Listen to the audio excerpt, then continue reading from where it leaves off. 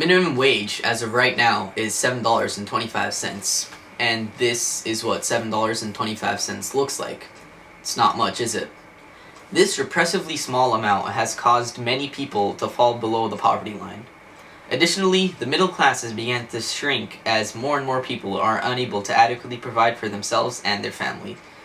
The standard of living for many of these people has decreased as minimum wage fails to adapt for inflation. It doesn't have to be this way. It shouldn't be this way. By simply increasing the minimum wage from $7.25 to $10.10, many of these issues can be resolved. So who's helped by increasing the minimum wage? Well, here's the reality of it. As you can see, unlike what most people tend to believe, minimum wage workers aren't mainly teenagers trying to make extra cash. They're adults trying to sustain themselves and their family. 28% of minimum wage workers have children. So increasing the minimum wage doesn't simply help people in the current moment, it also allows their children a chance to break out of the vicious cycle of poverty. While it should be obvious, data has proven that $7.25 is barely enough to sustain a person for 1 year. A person working minimum wage for 8 hours a day, 6 days a week, for the entire year would only make around $58 a day, did make $348 a week, for the meager total of around $17,400 a year. While the number changes from person to person, life planners at Time Magazine have averaged the cost of living for one person alone, without factoring in any medical expenses or insurance or retirement plans, to be around $14,100 a year. And as you can see, minimum wage puts you just barely above that necessary line.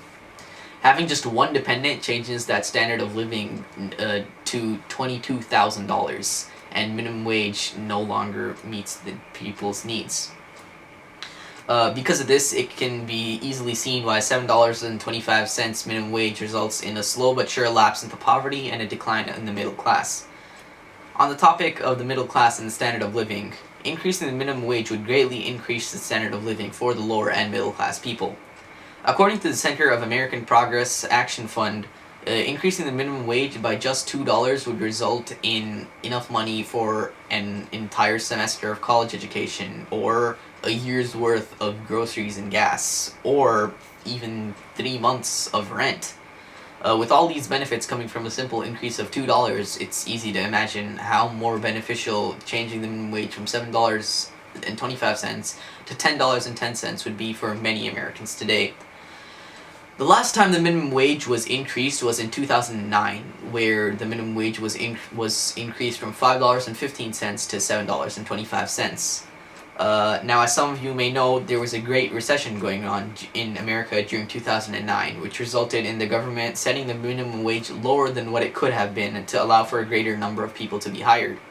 If the minimum wage increase had been adjusted properly for inflation, the 2009 increase should have made the minimum wage $9.33.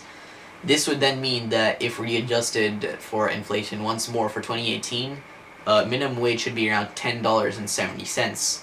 With the readjustment of many of the minimum wage, many lower and middle class citizens could regain the standard of living and purchasing power that they lost. Some of the main arguments refuting the increase in minimum wage are that it would hurt the economy and small businesses, that an increase in minimum wage would result in an increase of unemployment and layoff rates. These arguments are flawed.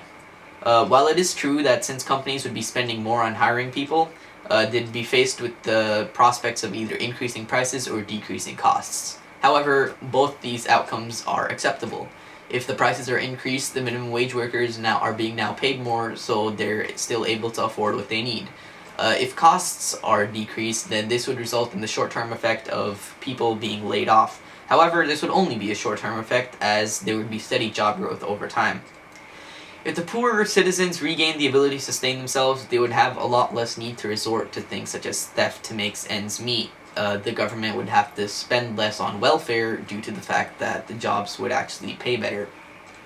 A study by the Economic Policy Institute shows that the decreased spending would result in an around $22.1 billion increase.